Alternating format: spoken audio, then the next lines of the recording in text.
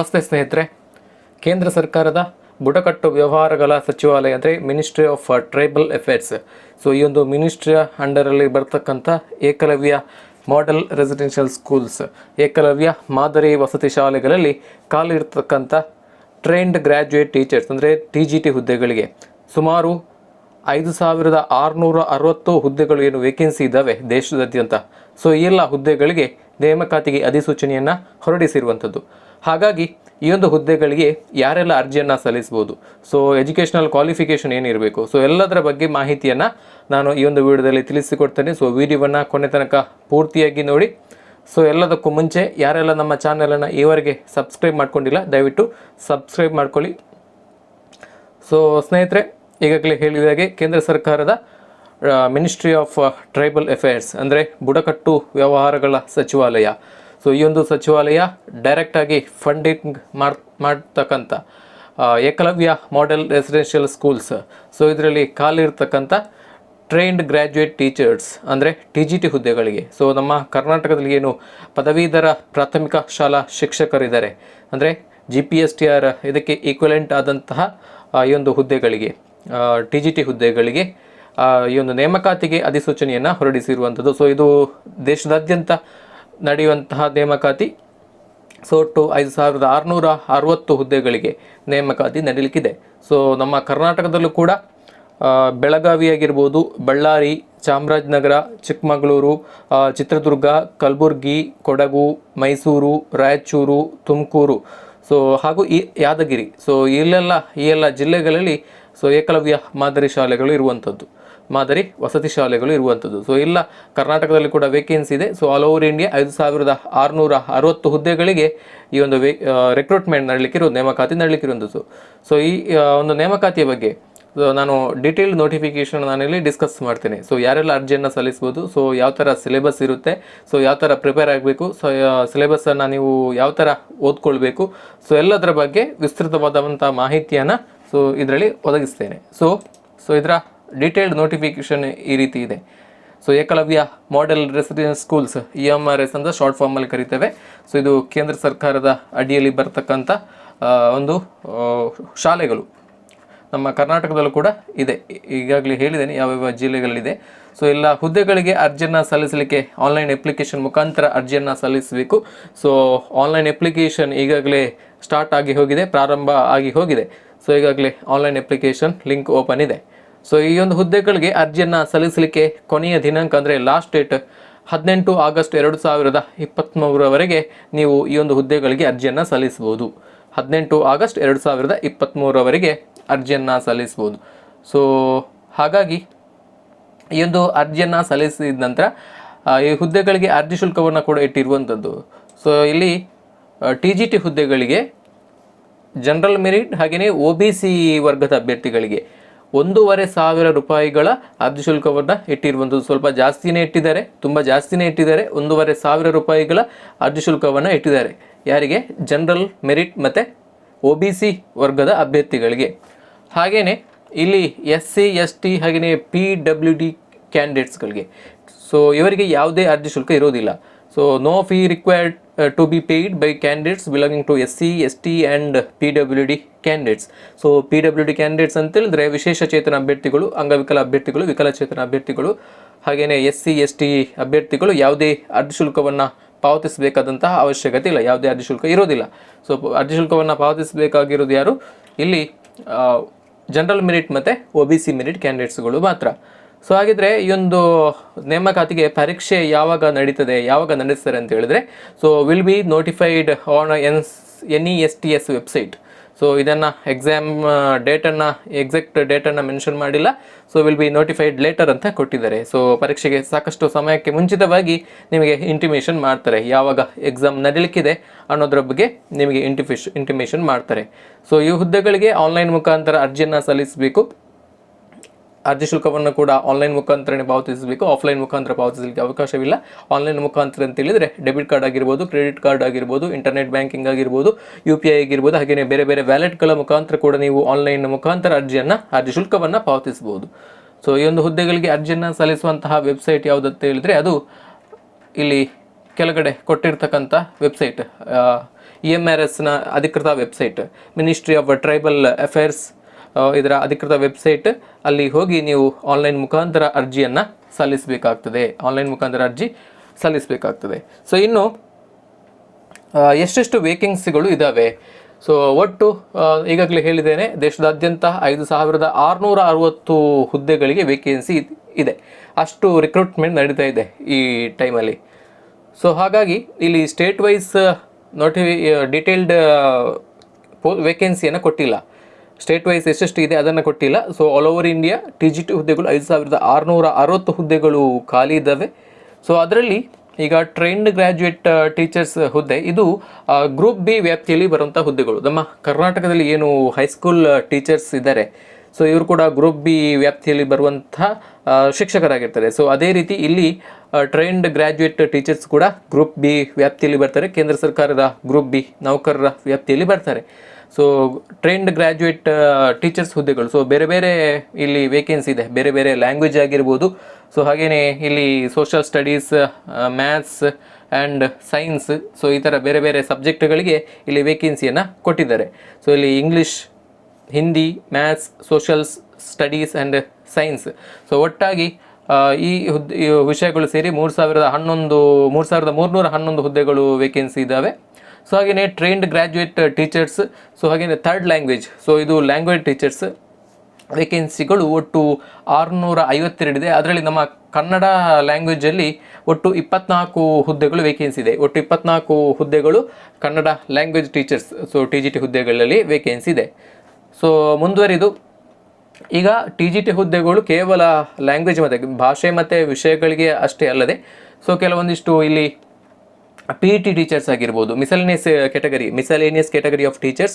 So ಅದರಲ್ಲಿ ಯಾರೆಲ್ಲ ಬರ್ತಾರೆ ಅಂತ ಹೇಳಿದ್ರೆ PET teachers, music teachers, art teachers, ಹಾಗೆಯೇ ಲೈಬ್ರೇರಿಯನ್ ಇವರು ಕೂಡ ಮಿಸಲೇನಿಯಸ್ ಕ್ಯಾಟಗರಿ ಆಫ್ ಟೀಚರ್ಸ್ ಈ ವ್ಯಾಪ್ತಿಯಲ್ಲಿ ಬರ್ತಾರೆ. ಸೊ ಇದು ಕೂಡ ಒಟ್ಟು 1697 ಹುದ್ದೆಗಳು ಖಾಲಿ ಇದ್ದಾವೆ.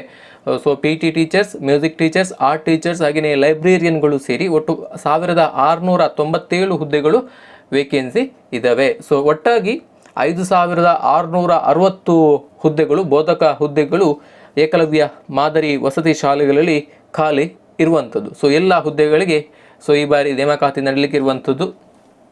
ಸೊ ಈಗ ಮುಂದುವರಿದು, ಸೊ ಈ ಒಂದು ಹುದ್ದೆಗಳಿಗೆ ಅರ್ಜಿಯನ್ನು ಸಲ್ಲಿಸಬೇಕಿದ್ರೆ ನಿಮ್ಮ ಎಜುಕೇಷನಲ್ ಕ್ವಾಲಿಫಿಕೇಷನ್ ಹಾಗೆಯೇ ಏಜ್ ಲಿಮಿಟ್ ಎಷ್ಟಿರಬೇಕು?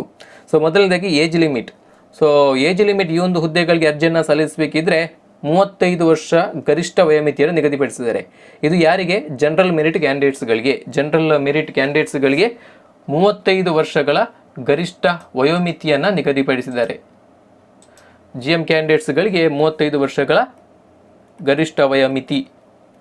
ಅದೇ ರೀತಿ OBC ಆಗಿರ್ಬೋದು, ಹಾಗೆಯೇ SC ST ವರ್ಗದ ಅಭ್ಯರ್ಥಿಗಳಿಗೆ ಒಂಚೂರು ಜಾಸ್ತಿ ಏಜ್ ಲಿಮಿಟನ್ನು ಫಿಕ್ಸ್ ಮಾಡಿದ್ದಾರೆ. OBC ಅಭ್ಯರ್ಥಿಗಳಿಗೆ 38 ವರ್ಷ, ಹಾಗೆಯೇ SC ST ಅಭ್ಯರ್ಥಿಗಳಿಗೆ 40 ವರ್ಷಗಳ ಗರಿಷ್ಠ ವಯೋಮಿತಿಯನ್ನು ನಿಗದಿಪಡಿಸಿದ್ದಾರೆ. ಹಾಗೆಯೇ ಅಂಗವಿಕಲ ಅಭ್ಯರ್ಥಿಗಳಿಗೆ, ಪರ್ಸನ್ ವಿತ್ ಡಿಸೇಬಿಲಿಟಿ, ಇವರಿಗೆ 45 ವರ್ಷಗಳ ಗರಿಷ್ಠ ವಯೋಮಿತಿಯನ್ನು ನಿಗದಿಪಡಿಸಿದ್ದಾರೆ. ಸೊ ಬೇರೆ ಬೇರೆ OBC SC ST PWD ಕ್ಯಾಂಡಿಡೇಟ್ಸ್ಗಳಿಗೆ ಬೇರೆ ಬೇರೆ ಏಜ್ ರಿಲ್ಯಾಕ್ಸೇಷನ್ ಇದೆ. ನಾನು ಜನರಲ್ PWD ಕ್ಯಾಂಡಿಡೇಟ್ಸ್ಗೆ ಹೇಳ್ತಿದ್ದೇನೆ. ಒಟ್ಟು 45 ಇಯರ್ಸ್ ಅಲ್ಲಿ ತನಕ ಜನರಲ್ PWD ಕ್ಯಾಂಡಿಡೇಟ್ಸ್ಗಳು ಅಪ್ಲೈ ಮಾಡ್ಬೋದು. ಸೊ ಇದರ ಡೀಟೇಲ್ಡ್ ನೋಟಿಫಿಕೇಶನ್ ನಾನು ನಮ್ಮ ಟೆಲಿಗ್ರಾಮ್ ಚಾನಲಲ್ಲಿ ಹಾಕಿರ್ತೇನೆ. ಟೆಲಿಗ್ರಾಮ್ ಚಾನಲ್ನ ಲಿಂಕನ್ನು ವಿಡಿಯೋದ ಡಿಸ್ಕ್ರಿಪ್ಷನಲ್ಲಿ ಕೊಟ್ಟಿರ್ತೀನಿ. ನೀವು ಆ ಟೆಲಿಗ್ರಾಮ್ ಚಾನಲನ್ನು ಜಾಯ್ನ್ ಆಗಿ ಈ ನೋಟಿಫಿಕೇಷನನ್ನು ಓದ್ಕೊಳ್ಬೋದು. ಸೊ ಇಷ್ಟು ಏಜ್ ಲಿಮಿಟ್. ಜನರಲ್ ಮೆರಿಟ್ ಕ್ಯಾಂಡಿಡೇಟ್ಸ್ಗಳಿಗೆ, ಸಾಮಾನ್ಯ ಅಭ್ಯರ್ಥಿಗಳಿಗೆ 35 ವರ್ಷ, OBC ಅಭ್ಯರ್ಥಿಗಳಿಗೆ 38 ವರ್ಷ, SC ST ಅಭ್ಯರ್ಥಿಗಳಿಗೆ 40 ವರ್ಷ, ಹಾಗೆಯೇ ಸಾಮಾನ್ಯ PWD ಕ್ಯಾಂಡಿಡೇಟ್ಸ್, ಜನರಲ್ PWD ಕ್ಯಾಂಡಿಡೇಟ್ಸ್ಗಳಿಗೆ 45 ವರ್ಷಗಳ ವಯೋಮಿತಿಯನ್ನು ನಿಗದಿ ಮಾಡಿರುವಂಥದ್ದು. ಸೊ ಬಹುಮುಖ್ಯವಾಗಿ ಇನ್ನು ಎಜುಕೇಷನಲ್ ಕ್ವಾಲಿಫಿಕೇಷನ್ ಏನಿರಬೇಕು? ಸೊ ಇದು ಬೋಧಕ ಹುದ್ದೆ ಆಗಿರೋದ್ರಿಂದ ಸೊ ಇದಕ್ಕೆ educational qualification bachelor's degree in the concerned subject. Candidate should have studied requisite subjects for at least 2 years in the 3 years degree course. ಅಂದರೆ ಸೊ ಯಾವುದೇ ಒಂದು ವಿಷಯದಲ್ಲಿ ಪದವಿಯನ್ನು ಪೂರ್ಣಗೊಳಿಸಿರಬೇಕು. ಸೊ ಅದರ ಜೊತೆಗೆ B.Ed ಪದವಿಯನ್ನು ಪಡೆದಿರಬೇಕು. ಸೊ ಯಾವುದೇ ಒಂದು ಟೀಚಿಂಗ್ ಹುದ್ದೆಗಳಿಗೆ, ಬೋಧಕ ಹುದ್ದೆಗಳಿಗೆ B.Ed ಪದವಿ ಕಂಪಲ್ಸರಿ ಆಗಿರುವಂಥದ್ದು, ಕಡ್ಡಾಯ ಆಗಿರುವಂಥದ್ದು. B.Ed ಪದವಿಯನ್ನು ಪಡೆದಿರಲೇಬೇಕು. ಸೊ B.Ed ಪದವಿ ಪಡೆದಿದ್ದರೆ ಮಾತ್ರ ಅರ್ಜಿಯನ್ನು ಸಲ್ಲಿಸ್ಬೋದು. Any degree plus B.Ed. So ಡಿಗ್ರಿಯಲ್ಲಿ ಇಲ್ಲಿ ನೋಡಿ ಬೇರೆ ಬೇರೆ ಸಬ್ಜೆಕ್ಟ್ಗಳಿಗೆ ವೇಕೆನ್ಸಿ ಇದ್ದಾವೆ. ಸೊ ನೀವು ಯಾವ ಹುದ್ದೆಗಳಿಗೆ, ಯಾವ ಸಬ್ಜೆಕ್ಟ್ಗಳಿಗೆ ನೀವು ಅರ್ಜಿಯನ್ನು ಸಲ್ಲಿಸ್ತೀರಿ, ಆಪ್ಷನನ್ನು ಚಾಯ್ಸ್ ಮಾಡ್ತೀರಿ. ಸೊ ಆ ಒಂದು ಸಬ್ಜೆಕ್ಟನ್ನು ನೀವು ನಿಮ್ಮ ಪದವಿಯಲ್ಲಿ ಕನಿಷ್ಠ 2 ವರ್ಷಗಳ ಕಾಲ ಕಲ್ತಿರಬೇಕು, ಸ್ಟಡಿ ಮಾಡಿರಬೇಕು. ಅದನ್ನು ಒಂದು ಆಪ್ಷನಲ್ ಸಬ್ಜೆಕ್ಟ್ ಆಗಿ ಕಲ್ತಿರಲೇಬೇಕು. ಸೊ ಹೀಗಿದ್ದರೆ ಮಾತ್ರ ನೀವು ಆ ಪರ್ಟಿಕ್ಯುಲರ್ ಸಬ್ಜೆಕ್ಟ್ಗಳಿಗೆ ಅರ್ಜಿಯನ್ನು ಸಲ್ಲಿಸ್ಬೋದು, ಚಾಯ್ಸನ್ನು ಮಾಡ್ಬೋದು. ಸೊ ಈ ಥರ ಇಲ್ಲಿ ನೋಟಿಫಿಕೇಷನಲ್ಲಿ ಕೊಟ್ಟಿರುವಂಥದ್ದು. So any degree qualification plus B.Ed. So ಇದರ ಜೊತೆಗೆ ಬಹುಮುಖ್ಯವಾಗಿ TET ಅಂದರೆ CTET ಕ್ವಾಲಿಫೈ ಆಗಿರಬೇಕು.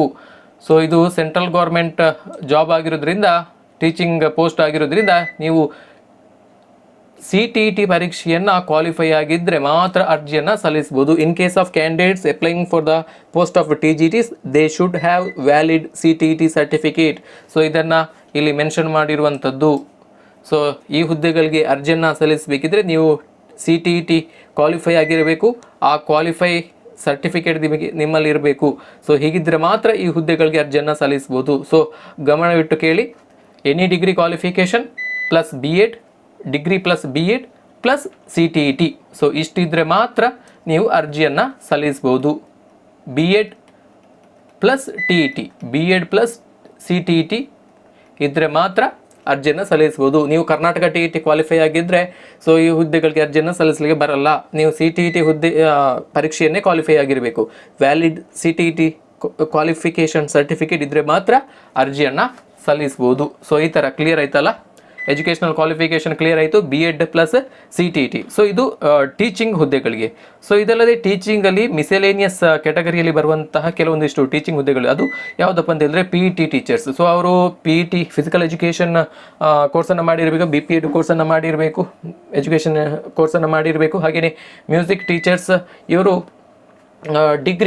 ಡಿಗ್ರಿಯಲ್ಲಿ ಆ ಒಂದು ಮ್ಯೂಸಿಕ್ ಸಬ್ಜೆಕ್ಟನ್ನು one of the major subject ಆಗಿ, ಆಪ್ಷನಲ್ ಸಬ್ಜೆಕ್ಟ್ ಆಗಿ ಸ್ಟಡಿ ಮಾಡಿರಬೇಕು.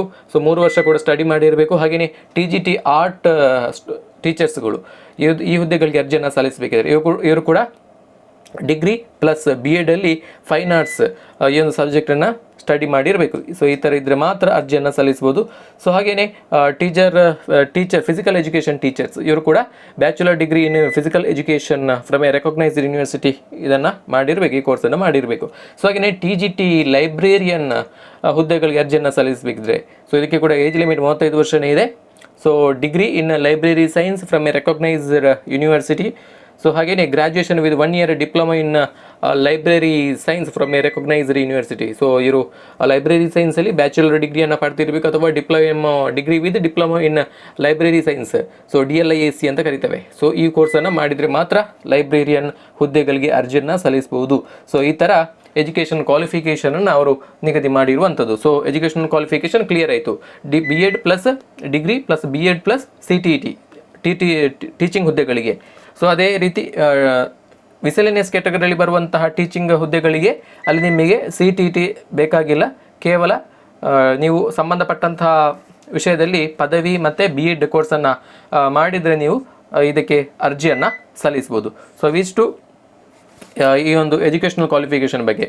ಸೊ ನೆಕ್ಸ್ಟ್ ಬರುವಂಥದ್ದು ಸ್ಕೀಮ್ ಆಫ್ ಎಕ್ಸಾಮಿನೇಷನ್. ಸೊ ಈ ಒಂದು ಪರೀಕ್ಷೆ, ಈ ಒಂದು ನೇಮಕಾತಿ ನಡೆಯುವಂಥದ್ದು ಕಾಂಪಿಟೇಟಿವ್ ಎಕ್ಸಾಮ್ನ ಮುಖಾಂತರ, ಥ್ರೂ ಕಾಂಪಿಟೇಟಿವ್ ಎಕ್ಸಾಮ್. ಸೊ ಯಾವ ಥರ ಎಲ್ಲ ಇದೆ ಅದರ ಮುಖಾಂತರ. ಸೊ ಈಗ ಈ ಪರೀಕ್ಷೆಗೆ, ಈ ಒಂದು ನೇಮಕಾತಿಗೆ ಆಫ್ಲೈನ್ ಮುಖಾಂತರ ಪರೀಕ್ಷೆ ನಡೀತದೆ. EMRS staff selection exam will be conducted in OMR based mode ಅಂತ ಹೇಳಿದರೆ pen paper mode. So traditional method. So pen paper mode ಇದರಲ್ಲಿ ನಡೆಯುವಂಥದ್ದು. ಯಾವುದೇ computer based test mode CBT ಮೋಡಲ್ಲಿ ಪರೀಕ್ಷೆ ಇರೋದಿಲ್ಲ. OMR ಬೇಸ್ ಪೇಪರಲ್ಲಿ ಟಿಕ್ಕಿಂಗ್ ಹಾಕುವಂತಹ ಪೆನ್ ಪೇಪರ್ ಮೆಥಡಲ್ಲಿ ಇಲ್ಲಿ ನಿಮಗೆ ಪರೀಕ್ಷೆ ನಡೆಯುವಂಥದ್ದು. ಸೊ ಕ್ಲಿಯರ್ ಆಯ್ತಲ್ಲ, ಪರೀಕ್ಷೆ ನಡೆಯುವಂಥದ್ದು OMR ಪೇಪರಲ್ಲಿ ಆಬ್ಜೆಕ್ಟಿವ್ ಟೈಪ್ ಮಲ್ಟಿಪಲ್ ಚಾಯ್ಸ್ ಕ್ವಶನ್ಸ್ಗಳು ಇರ್ತವೆ. ಸೊ ನಿಮಗೆ OMR ಶೀಟನ್ನು ಪ್ರೊವೈಡ್ ಮಾಡ್ತಾರೆ. ಸೊ ನೀವು ಅಲ್ಲಿ ಕೇಳಿರ್ತಕ್ಕಂಥ ಪ್ರಶ್ನೆಗಳಿಗೆ ನೀವು OMR ಶೀಟಲ್ಲಿ ನೀವು ಉತ್ತರವನ್ನು ಬರಿಬೇಕು, ಉತ್ತರವನ್ನು ಟಿಕ್ ಮಾಡಬೇಕು. ಸೊ ಈ ಥರ ಪರೀಕ್ಷೆ ಇರುವಂಥದ್ದು. So next choice of medium of question paper or exam papers. So medium of examination will be in both in Hindi and English. So ಹಾಗಿದ್ರೆ ನಮ್ಮ ಕರ್ನಾಟಕದಲ್ಲಿ ಕೂಡ ರಿಕ್ರೂಟ್ಮೆಂಟ್ ನಡೀತಾ ಇದೆ, ವೇಕೆನ್ಸಿಗಳು ಇದ್ದಾವೆ ಅಂತ ಹೇಳಿದ್ದೇನೆ. ಸೊ ಹಾಗಿದ್ರೆ ಕನ್ನಡದಲ್ಲಿ ಎಕ್ಸಾಮನ್ನು ಬರಿಬೋದಾ ಅನ್ನುವಂತಹ ಪ್ರಶ್ನೆ ಹಲವರಲ್ಲಿ ಇರ್ಬೋದು.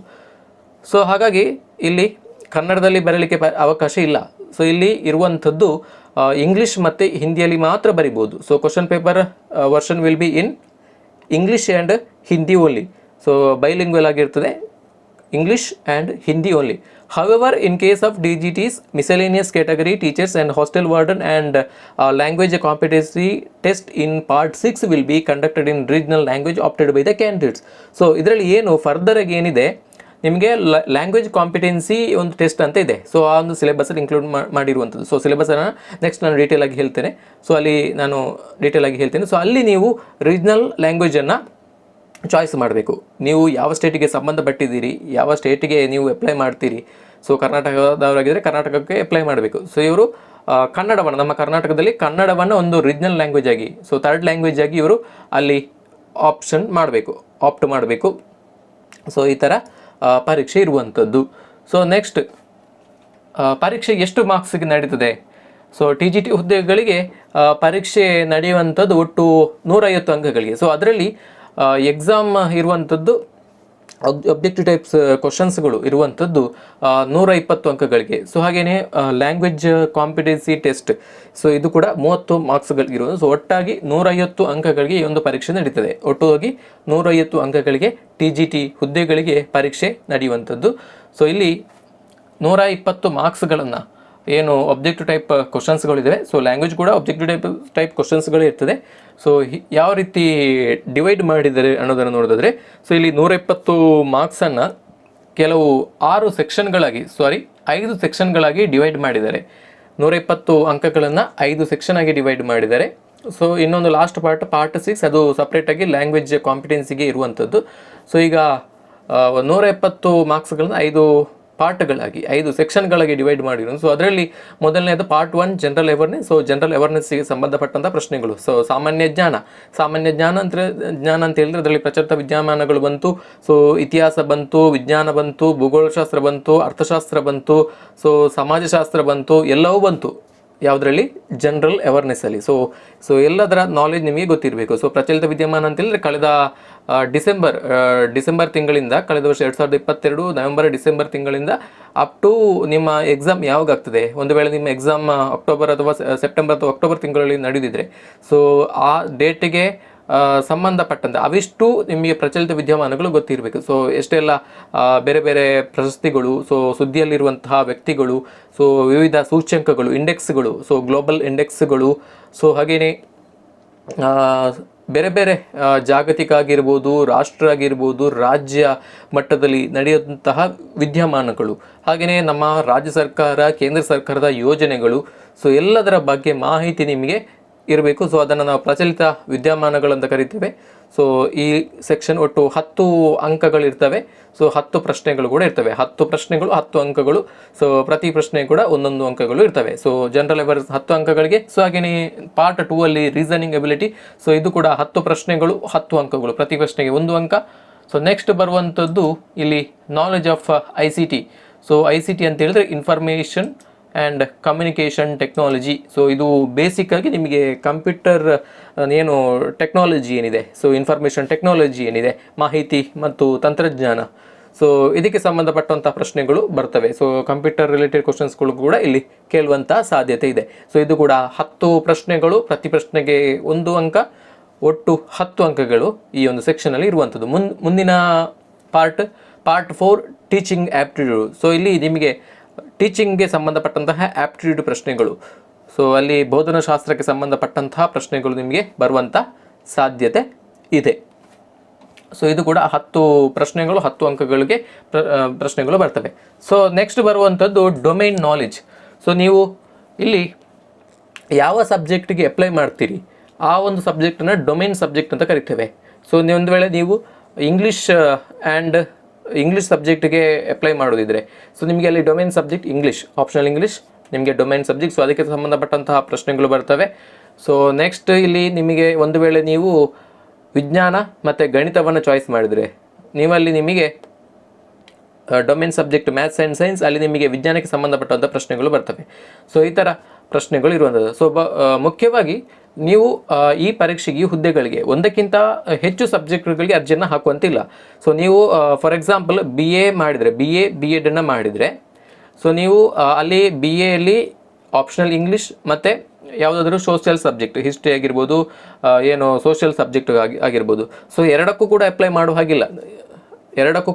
ಮಾಡೋ ಹಾಗಿಲ್ಲ. ನೀವು ಯಾವುದಾದ್ರೂ ಒಂದು ಸಬ್ಜೆಕ್ಟ್ಗೆ ಅಪ್ಲೈ ಮಾಡಬೇಕು. ಸೊ ಒಂದು English or social subjects. So ಯಾವುದಕ್ಕಾದರೂ ಒಂದು ಸಬ್ಜೆಕ್ಟ್ಗೆ ಅರ್ಜಿಯನ್ನು ಸಲ್ಲಿಸಬೇಕು. ಎರಡು ಸಬ್ಜೆಕ್ಟ್ಗಳಿಗೆ ಅರ್ಜಿಯನ್ನು ಸಲ್ಲಿಸಾಗಿಲ್ಲ. ಯಾವುದಾದ್ರೂ ಒಂದು ಪೇಪರನ್ನು ನೀವು ಚಾಯ್ಸ್ ಮಾಡಬೇಕು. ಅದೇ ಥರ ನೀವು BSc B.Edನ್ನು ಮಾಡಿದರೆ, ಸೊ ನೀವು ಮ್ಯಾಥ್ಸ್ ಆ್ಯಂಡ್ ಸೈನ್ಸ್ ಎರಡಕ್ಕೂ ಕೂಡ ಅರ್ಜಿಯನ್ನು ಸಲ್ಲಿಸಲಿಕ್ಕೆ ಆಗೋದಿಲ್ಲ. ಸೊ ನೀವು ಐದರ್ ಮ್ಯಾಥ್ಸ್ ಆರ್ ಸೈನ್ಸ್, ಸೊ ಎರಡರಲ್ಲಿ ಯಾವುದಾದ್ರೂ ಒಂದು ಸಬ್ಜೆಕ್ಟನ್ನು ಚಾಯ್ಸ್ ಮಾಡಬೇಕು. ಸೊ ಈ ಥರ ಇರುವಂಥದ್ದು. ಸೊ ಡೊಮೈನ್ನ ನಾಲೆಜಲ್ಲಿ ಏನೆಲ್ಲ ಸಿಲೆಬಸ್ಗಳು ಇರ್ತವೆ, so subject specific syllabus, so ಆ ಒಂದು ಸ್ಪೆಸಿಫಿಕ್ ಸಬ್ಜೆಕ್ಟಿಗೆ ರಿಲೇಟೆಡ್ ಆದಂತಹ ಕ್ವಶನ್ಸ್ಗಳು. ಸೊ ಇದರ ಡಿಫಿಕಲ್ಟಿ ಲೆವೆಲ್ ಎಷ್ಟಿರ್ತದೆ ಅಂತ ಹೇಳಿದರೆ, ಅದು ಗ್ರ್ಯಾಜುಯೇಷನ್ ಲೆವೆಲ್ಗೆ ಸಂಬಂಧಪಟ್ಟಂಥ ಪ್ರಶ್ನೆಗಳು. ಸೊ ಗ್ರ್ಯಾಜುಯೇಷನ್ ಲೆವೆಲಿಗೆ ನಿಮಗೆ ಈಕ್ವಲೆಂಟ್ ಆದಂತಹ ಪ್ರಶ್ನೆಗಳು, ಡಿಫಿಕಲ್ಟಿ ಲೆವೆಲ್ ಅಷ್ಟಿರ್ತದೆ. ನಿಮ್ಮ ಪದವಿ ಮಟ್ಟದ ಒಂದು ಕಠಿಣತೆಗೆ, ಆ ಮಟ್ಟಕ್ಕೆ ಸಂಬಂಧಪಟ್ಟಂತೆ ನಿಮಗೆ ಪ್ರಶ್ನೆಗಳು ಬರ್ತವೆ. So next experimental activity based ಪೆಡಾಗಜಿ and case study based questions. So ಇಲ್ಲಿ ನಿಮ್ಮ B.Edಲ್ಲಿ ಬರುವಂತಹ syllabus experiential activity based ಪೆಡಾಗಜಿ. So ಅನುಭವ ಆಧಾರಿತ ಬೋಧನಾಶಾಸ್ತ್ರಕ್ಕೆ ಸಂಬಂಧಪಟ್ಟಂತಹ ಪ್ರಶ್ನೆಗಳು ಬರ್ತವೆ. ಸೊ ಅದರ ಜೊತೆಗೆ NEP 2020 ನ್ಯಾಷನಲ್ ಎಜುಕೇಷನಲ್ ಪಾಲಿಸಿ ಅಥವಾ ನ್ಯೂ ಎಜುಕೇಷನಲ್ ಪಾಲಿಸಿ ಅಂತ ಕರಿತೇವೆ. ಸೊ ಇದಕ್ಕೆ ಸಂಬಂಧಪಟ್ಟಂತಹ ಪ್ರಶ್ನೆಗಳು, ರಾಷ್ಟ್ರೀಯ ಶಿಕ್ಷಣ ನೀತಿಗೆ ಸಂಬಂಧಪಟ್ಟಂಥ 2020 ಈ ಒಂದು ಹೊಸ ಶಿಕ್ಷಣ ನೀತಿಗೆ ಸಂಬಂಧಪಟ್ಟಂತಹ ಪ್ರಶ್ನೆಗಳು ಬರ್ತವೆ. ಸೊ ಹಾಗಾಗಿ NEP ಬಗ್ಗೆ ನಿಮಗೆ ಸಾಕಷ್ಟು ನಾಲೆಜ್ ಇರಬೇಕು, ಡೀಪ್ ಆದಂತಹ ನಾಲೆಜ್ ಇರಬೇಕು. ಸೊ ನೆಕ್ಸ್ಟ್ ಬರುವಂಥದ್ದು Khelo India, fit India and other similar programmes of government of India. So ಇದು ಯಾರಿಗೆ? ಇದು PET ಟೀಚರ್ಸ್ಗಳಿಗೆ ಮಾತ್ರ. PET ಟೀಚರ್, ಫಿಸಿಕಲ್ ಎಜುಕೇಷನ್ ಟೀಚರ್ಸ್ಗಳಿಗೆ ಮಾತ್ರ ಈ ಸ್ಪೋರ್ಟ್ಸ್ ರಿಲೇಟೆಡ್ ಕ್ವಶನ್ಸ್ಗಳು ಬರುವಂಥದ್ದು. ಸೊ ಒಟ್ಟಾಗಿ ಡೊಮೈನ್ ಪೇಪರ್ ಇರುವಂಥದ್ದು ಪಾರ್ಟ್ 5ಯಲ್ಲಿ ಡೊಮೈನ್ ಪೇಪರ್ ಇರುವಂಥದ್ದು 80 ಅಂಕಗಳಿಗೆ, 80 ಅಂಕಗಳು, 80 ಪ್ರಶ್ನೆಗಳು, ಪ್ರತಿ ಪ್ರಶ್ನೆಗೆ ಕೂಡ ಒಂದೊಂದು ಅಂಕಗಳು. ಸೊ ಈ ಥರ ಪ್ರಶ್ನೆಯನ್ನು ಡಿವೈಡ್ ಮಾಡಿದ್ದಾರೆ.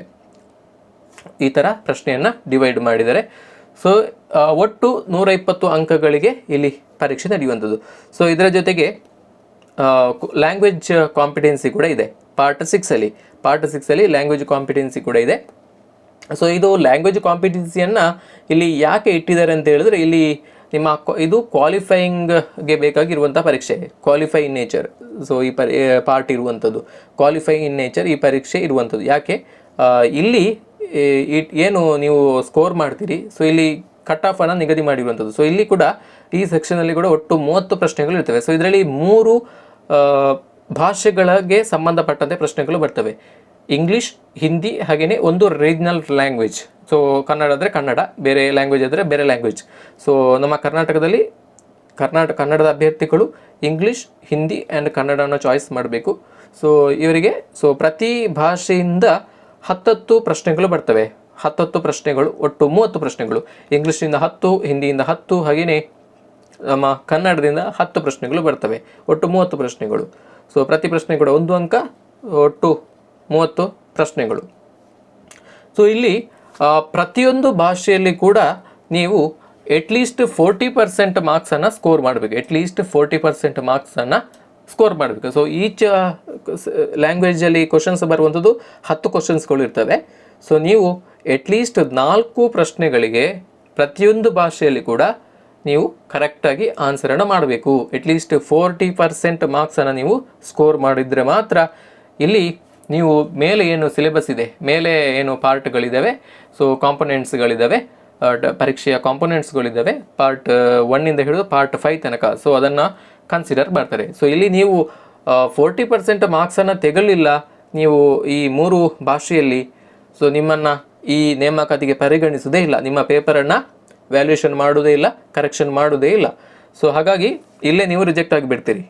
ನೀವು ಲ್ಯಾಂಗ್ವೇಜಲ್ಲಿ ನೀವು ನಿಮ್ಮ ಹಿಡಿತವನ್ನು ಹೊಂದಿಲ್ಲದಿದ್ದರೆ ನೀವು ಇಲ್ಲೇ ರಿಜೆಕ್ಟ್ ಆಗಿ ಬಿಡ್ತೀರಿ, ನಿಮ್ಮ ಸೆಲೆಕ್ಷನ್ಗೆ ಅದು ಪರಿಗಣನೆ ಆಗೋದಿಲ್ಲ. ಸೊ ನೀವು ಹೇಳಿದಂತಹ ಸೆಕ್ಷನ್ಸ್ಗಳಲ್ಲಿ, ಪಾರ್ಟ್ಗಳಲ್ಲಿ ಎಷ್ಟೇ ಮಾರ್ಕ್ಸನ್ನು ಸ್ಕೋರ್ ಮಾಡಿದರೂ ಕೂಡ ನಿಮ್ಮ ಸೆಲೆಕ್ಷನ್ಗೆ ಅದು ಕನ್ಸಿಡರ್ ಆಗೋದಿಲ್ಲ, ನಿಮ್ಮ ಪೇಪರನ್ನು ವ್ಯಾಲ್ಯೂಷನ್ ಮಾಡೋದಿಲ್ಲ, ಕರೆಕ್ಷನ್ ಮಾಡೋದಿಲ್ಲ. ಸೊ ಈ ಥರ ಅವರು ಸಿಲೆಬಸ್ಸನ್ನು ಡಿಸೈನ್ ಮಾಡಿರೋದು. ಸೊ ಈ ಒಂದು ಪರೀಕ್ಷೆ ಒಟ್ಟು 3 ಗಂಟೆಗಳ ಟೈಮನ್ನು ನೀಡಿರುವಂಥದ್ದು. ಪರೀಕ್ಷೆಗೆ ಒಟ್ಟು 3 ಗಂಟೆಗಳ ಸಮಯಾವಕಾಶವನ್ನು ನೀಡಿರುವಂಥದ್ದು. 3 ಗಂಟೆಗಳ ಕಾಲಾವಧಿಗೆ ಈ ಪರೀಕ್ಷೆ ನಡೀತದೆ. ಒಟ್ಟು 150 ಅಂಕಗಳು, 3 ಗಂಟೆ ಸಮಯ. ಸೊ ಈ ಥರ ಎಕ್ಸಾಮಿನೇಷನ್ ಪ್ಯಾಟರ್ನ್ ಇರುವಂಥದ್ದು. ಸೊ ಹಾಗಿದ್ರೆ ಪ್ರತಿ ಸರಿ ಉತ್ತರಕ್ಕೆ 1 ಅಂಕಗಳು. ಹಾಗಿದ್ರೆ ನೆಗೆಟಿವ್ ಮಾರ್ಕ್ಸ್ಗಳು ಇರ್ಬೋದಾ? ಸೊ ಖಂಡಿತವಾಗಿಯೂ ನೆಗೆಟಿವ್ ಮಾರ್ಕ್ಸ್ ಇದೆ. ನೆಗೆಟಿವ್ ಮಾರ್ಕ್ಸ್ಗಳು ಯಾವ ಥರ ಇದೆ ಅಂತ ಹೇಳಿದರೆ, ಇಲ್ಲಿ 1 mark shall be awarded to every correct answer and 0.25 shall be deducted for every incorrect answer. ಅಂದರೆ ಪ್ರತಿ ಸರಿ ಉತ್ತರಕ್ಕೆ 1 ಅಂಕ, ಹಾಗೆಯೇ ಪ್ರತಿ ತಪ್ಪು ಉತ್ತರಕ್ಕೆ 0.25 ಮಾರ್ಕ್ಸ್ಗಳು. ಅಂದರೆ 1/4 of the mark will be deducted for each incorrect answer. So every incorrect answer will be deducted 0.25 marks. So ಇಷ್ಟು ಮಾರ್ಕ್ಸನ್ನು ಡಿಡಕ್ಟ್ ಮಾಡ್ತಾರೆ. ಸೊ ಈ ಥರ ನೆಗೆಟಿವ್ ಮಾರ್ಕ್ಸ್ಗಳ ಒಂದು ಮಾರ್ಕಿಂಗ್ ಸ್ಕೀಮ್ ಇರುವಂಥದ್ದು. ಸೊ ಈ ಥರ ನೆಗೆಟಿವ್ ಮಾರ್ಕ್ಸ್ ಇದೆ. ಸೊ ಇಲ್ಲಿ ನೋಡಿ, ನಿಮಗೆ ಕಾಂಪಿಟೇಷನ್ ತುಂಬ ಇದೆ. ಇದು ಆಲ್ ಓವರ್ ಇಂಡಿಯಾ ಜಾಬ್ ಆಗಿರೋದ್ರಿಂದ, ಆಲ್ ಇಂಡಿಯಾ ಜಾಬ್ ಆಗಿರೋದ್ರಿಂದ, ಸೆಂಟ್ರಲ್ ಗೌರ್ಮೆಂಟ್ ಜಾಬ್ ಆಗಿರೋದ್ರಿಂದ ಕಾಂಪಿಟೇಷನ್ ತುಂಬ ಜಾಸ್ತಿ ಇದೆ. ಸೊ ನೀವು ನಿಮ್ಮ ಹೋಮ್ ಸ್ಟೇಟಲ್ಲಿ, ನಿಮ್ಮ ತವರು ರಾಜ್ಯದಲ್ಲಿ ನೀವು ಆಯ್ಕೆಯನ್ನು, ಪೋಸ್ಟಿಂಗನ್ನು ಬಯಸಿದರೆ ನೀವು ಉತ್ತಮ ರ್ಯಾಂಕ್ಗಳನ್ನು ತೆಗೆದುಕೊಂಡು ನೀವು ಇಲ್ಲಿ ಪಾಸ್ ಆಗಬೇಕು, ಸೆಲೆಕ್ಷನ್ ಆಗಬೇಕು. ಸೊ ಹಾಗಿದ್ರೆ ಮಾತ್ರ ನಿಮ್ಮ ಹೋಮ್ ಸ್ಟೇಟಲ್ಲಿ ಕೂಡ ನಿಮಗೆ ಪೋಸ್ಟಿಂಗ್ ಆಗ್ಬೋದು. ಸೊ ಇಲ್ಲದಿದ್ದರೆ ಎನಿವರ್ ಇಂಡಿಯಾ, ಸೊ ಭಾರತದ ಎಲ್ಲಿ ಬೇಕಿದ್ದರೂ ಕೂಡ ಪೋಸ್ಟಿಂಗನ್ನು ಮಾಡ್ಬೋದು. ಸೊ ಇದು ನೋಟಿಫಿಕೇಷನ್ ಹೇಳಿದ್ದಾರೆ. So posting will be based on your merit. Posting will be based on your merit. ನಿಮ್ಮ ಏನು ಮೆರಿಟ್ ಇದೆ ಅದರ ಮೇಲೇ ಡಿಪೆಂಡ್ ಆಗಿರ್ತದೆ.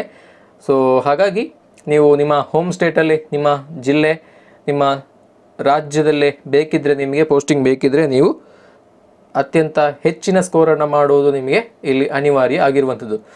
ಸೊ ಹಾಗಾಗಿ ಇಲ್ಲಿ ನೆಕ್ಸ್ಟ್ ಬರುವಂಥದ್ದು ಪೇ ಸ್ಕೇಲ್ ಎಷ್ಟಿದೆ. ಈ ಒಂದು ಹುದ್ದೆಗಳಿಗೆ ಪೇ ಸ್ಕೇಲ್, ವೇತನ ಶ್ರೇಣಿ ಎಷ್ಟಿದೆ. ಸೊ ತುಂಬಾ ಒಳ್ಳೆಯ ವೇತನ ಶ್ರೇಣಿ ಇದೆ. So train graduates teachers TGT ಹುದ್ದೆಗಳಿಗೆ, ಸೊ ಇಲ್ಲಿ ಎಲ್ಲ ಹುದ್ದೆಗಳಿಗೆ ಇದರಲ್ಲಿ ಲ್ಯಾಂಗ್ವೇಜ್ ಬಂತು, ಸಬ್ಜೆಕ್ಟ್ ಕೂಡ ಬಂತು. ಇವರಿಗೆ ಲೆವೆಲ್ 7 ಪೇ ಮ್ಯಾಟ್ರಿಕ್ಸಲ್ಲಿ ಕೇಂದ್ರ ಸರ್ಕಾರದ ನೌಕರರಿಗೆ ಸಿಗುವಂತಹ ಲೆವೆಲ್ 7. ಸೊ ಈ ಸ್ಕೇಲ್ನ ಪ್ರಕಾರ, ಪೇ ಮ್ಯಾಟ್ರಿಕ್ಸ್ನ ಪ್ರಕಾರ ನಿಮಗೆ ಸ್ಯಾಲ್ರಿ ಸಿಗ್ತದೆ. ಸ್ಟಾರ್ಟಿಂಗ್ ಸ್ಯಾಲ್ರಿ 44,900ರಿಂದ 1,42,000ವರೆಗೆ. ಸೊ ಇಷ್ಟು ನಿಮಗೆ ಸ್ಯಾಲ್ರಿ ರೇಂಜ್ ಇರುವಂಥದ್ದು. ಸೊ ನಿಮ್ಮ ಸ್ಟಾರ್ಟಿಂಗ್ ಸ್ಯಾಲ್ರಿ, ನಿಮಗೆ ಬೇಸಿಕ್ ಸ್ಯಾಲ್ರಿ 44,900 ರೂಪಾಯಿಗಳಿದೆ, ಬೇಸಿಕ್ ಸ್ಯಾಲ್ರಿದು. ಸೊ ಅದರ ಜೊತೆಗೆ ನಿಮಗೆ ಕೆಲವೊಂದಿಷ್ಟು ಭತ್ಯೆಗಳು ಆ್ಯಡ್ ಆಗ್ತಾ ಹೋಗ್ತದೆ. ಅದು DA ಆಗಿರ್ಬೋದು, ಡಿಯರ್ನೆಸ್ ಅಲವೆನ್ಸ್, ಹಾಗೆಯೇ HRA, house rent allowance. So ಈ ಥರ ಏನು ಕೇಂದ್ರ ಸರ್ಕಾರದ ನೌಕರರಿಗೆ ಏನೆಲ್ಲ ಅಲವೆನ್ಸ್ಗಳು ಸಿಗ್ತದೆ, ಭತ್ಯೆಗಳು ಸಿಗುತ್ತವೆ, ಸೊ ಎಲ್ಲ ಭತ್ಯೆಗಳು ಕೂಡ ಸಿಗುವಂಥದ್ದು. ಸೊ ಒಟ್ಟಾರೆಯಾಗಿ ನಿಮಗೆ ಇಲ್ಲಿ ಪ್ರಸ್ತುತ ಕೇಂದ್ರ ಸರ್ಕಾರಿ ನೌಕರರಿಗೆ 42% DA ಇರುವಂಥದ್ದು. ಸೊ ಈ ಥರ ಇಲ್ಲಿ ಕ್ಯಾಲ್ಕುಲೇಟ್ ಮಾಡಿದ್ರೆ ನಿಮಗೆ ಹತ್ರ ಒಂದು 60,000ವರೆಗೆ ಬೇಸಿಕ್ ಸ್ಯಾಲ್ರಿ ಸಿಗುವಂಥದ್ದು. ಸೊ ಇದು ನಮ್ಮ ಹೈಸ್ಕೂಲ್ ಟೀಚರ್ಸ್ಗಳಿಗೆ, ಏನು ಕರ್ನಾಟಕದಲ್ಲಿ ಹೈಸ್ಕೂಲ್ ಟೀಚರ್ಸ್ಗಳಿಗೆ ಏನು ಸ್ಯಾಲ್ರಿ, ಸೊ ಅದಕ್ಕೆ ಈಕ್ವಲೆಂಟ್ ಆದಂತಹ ಒಂದು ಸ್ಯಾಲ್ರಿ. ಸೊ ಗ್ರೂಪ್ B ಹುದ್ದೆಗಳು, ಹೈಸ್ಕೂಲ್ ಟೀಚರ್ಸ್ಗಳ ಸ್ಯಾಲ್ರಿ ನಮ್ಮ ಕರ್ನಾಟಕದಲ್ಲಿ, ಸೊ ಅದಕ್ಕೆ ಈಕ್ವಲೆಂಟ್ ಆದಂತಹ ಇಲ್ಲಿ ಕೇಂದ್ರ ಸರ್ಕಾರದ ಈ ಟೀಚಿಂಗ್ ಹುದ್ದೆಗಳಿಗೆ ನಿಮಗೆ ಸ್ಯಾಲ್ರಿ ಸಿಗೋದು. ಸ್ಯಾಲ್ರಿ ತುಂಬ ಚೆನ್ನಾಗಿದೆ, 44,900 ಬೇಸಿಕ್ ಸ್ಯಾಲ್ರಿ ಇದೆ. ಸೊ ಇದರ ಜೊತೆಗೆ ಭತ್ಯೆಗಳು ಕೂಡ ಸೇರಿ ಸ್ಟಾರ್ಟಿಂಗ್ ಸ್ಯಾಲ್ರಿ ಒಂದು 60,000 ಹತ್ತಿರ, ಸ್ವಲ್ಪ ಆಸುಪಾಸು ಹೆಚ್ಚು ಕಡಿಮೆ ಬರ್ಬೋದು. ಸೊ ಅಷ್ಟು ನಿಮಗೆ ಸ್ಯಾಲ್ರಿ ಸಿಗುವಂಥದ್ದು. ಸೊ ನೆಕ್ಸ್ಟ್, ಈ ಹುದ್ದೆಗಳಿಗೆ ನೀವು ಪರೀಕ್ಷೆಯನ್ನು ಬರೀಬೇಕು, ಸ್ಪರ್ಧಾತ್ಮಕ ಪರೀಕ್ಷೆಯನ್ನು ಬರೀಬೇಕು.